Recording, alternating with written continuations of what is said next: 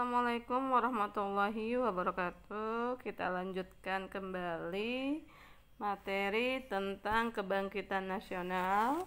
Kemarin kita sudah membahas mengenai apa itu kebangkitan nasional, kemudian kondisi sebelum tahun 1908 atau sebelum masa kebangkitan nasional. Nah, sekarang kita akan membahas mengenai faktor pendorong kebangkitan nasional. Kebangkitan nasional adalah masa di mana bangkitnya rasa dan semangat persatuan, kesatuan, dan nasionalisme, serta kesadaran untuk memperjuangkan kemerdekaan Republik Indonesia dari belenggu penjajahan. Nah, edukasi atau pendidikan ini merupakan awal dari kebangkitan nasional. Awalnya bangsa Indonesia hanya tahu tentang daerahnya saja. Nah, melalui edukasi atau pendidikan, bangsa Indonesia mengetahui berbagai hal yang baru di berbagai belahan dunia. Hal yang sama dengan kita yang awalnya tidak tahu apa-apa. Kemudian dengan pendidikan kita menjadi tahu lebih banyak. Mereka mendapatkan pendidikan yang kemudian dijadikan sebagai dasar untuk kebangkitan nasional. Mereka kemudian dinamakan sebagai golongan terpelajar. Berawal dari golongan terpelajar inilah lahir berbagai macam golongan seperti golongan profesional dan golongan pres, dan hal ini yang terjadi pada masa pelajar-pelajar pada masa lalu. Sikap nasionalisme tumbuh dan berusaha melawan pemerintah Belanda dengan cara yang berbeda. Nah, mereka kemudian mendirikan organisasi-organisasi modern untuk melawan Belanda. Nah, sekarang kita bahas faktor pendorongnya. Mulai dari faktor intern atau faktor dari dalam. Faktor intern atau faktor yang dari dalam yang mendorong munculnya kebangkitan nasional Indonesia. Yang pertama adalah penjajahan mengakibatkan terjadinya penderitaan rakyat yang tidak terkira, ya, otomatis jangankan manusia, semut saja kalau ditindas pasti akan melawan.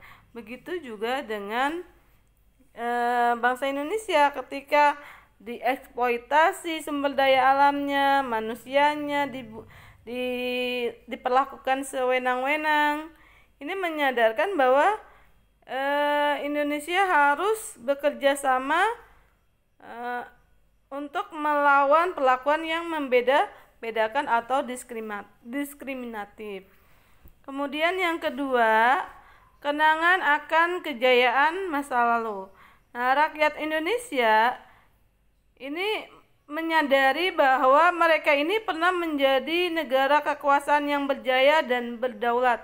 Atau saat ketika misalnya seperti zaman Majapahit, itu kan kekuasaannya hampir seluruh Nusantara, bahkan sampai ke negara lain, atau ketika kejayaan Sriwijaya.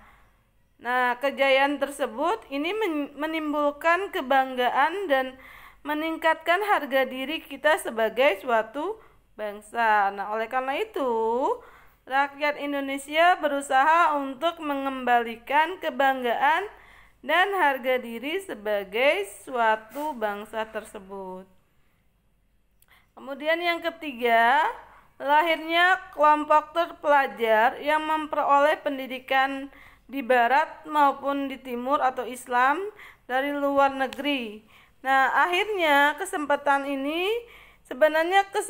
untuk belajar ini karena adanya politik etis, yaitu politik balas budi, di mana ketika Belanda sudah ingin membutuhkan banyak tenaga terampil, dia nggak mungkin bawa tenaga terampil dari Belanda langsung, nanti biayanya akan mahal. Maka ketika dia butuh tenaga terampil, mau tidak mau mereka membuat sekolah yang akhirnya banyak bangsa Indonesia yang sekolah dan menjadi terpelajar atau pintar, sehingga akhirnya menjadi bumerang bagi bangsa Belanda tersebut. Kemudian yang keempat, menyebarnya paham baru yang lahir di Eropa seperti demokrasi, liberalisme, nasionalisme, dan komunisme di negeri jajahan atau Indonesia yang dilakukan oleh kalangan terpelajar. Itu adalah faktor-faktor dari dalam. Kemudian selanjutnya faktor dari luar atau ekstern yang mendorong munculnya kebangkitan nasional.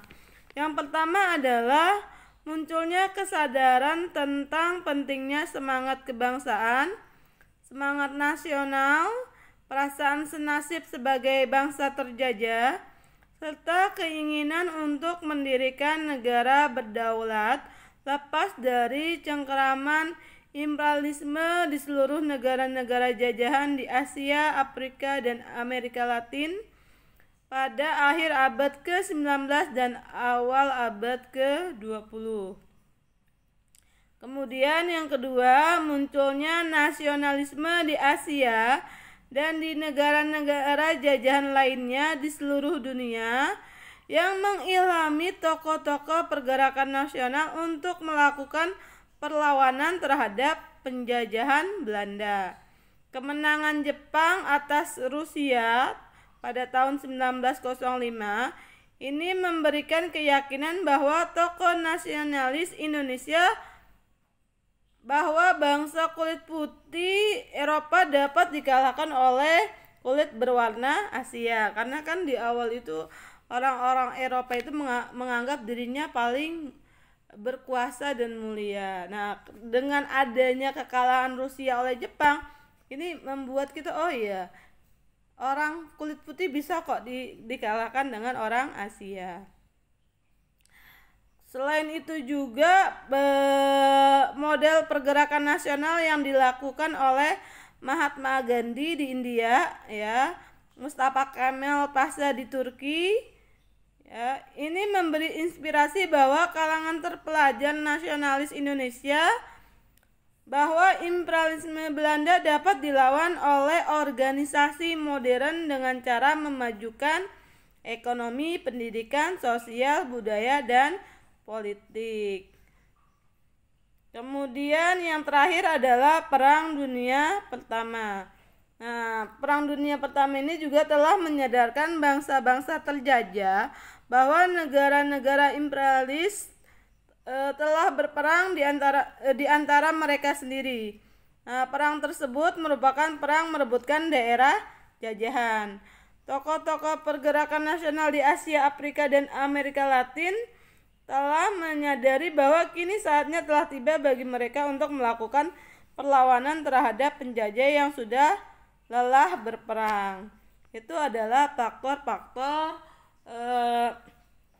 penyebab kebangkitan nasional yang terjadi di Indonesia. Oke, untuk hari ini cukup sekian. Assalamualaikum warahmatullahi wabarakatuh.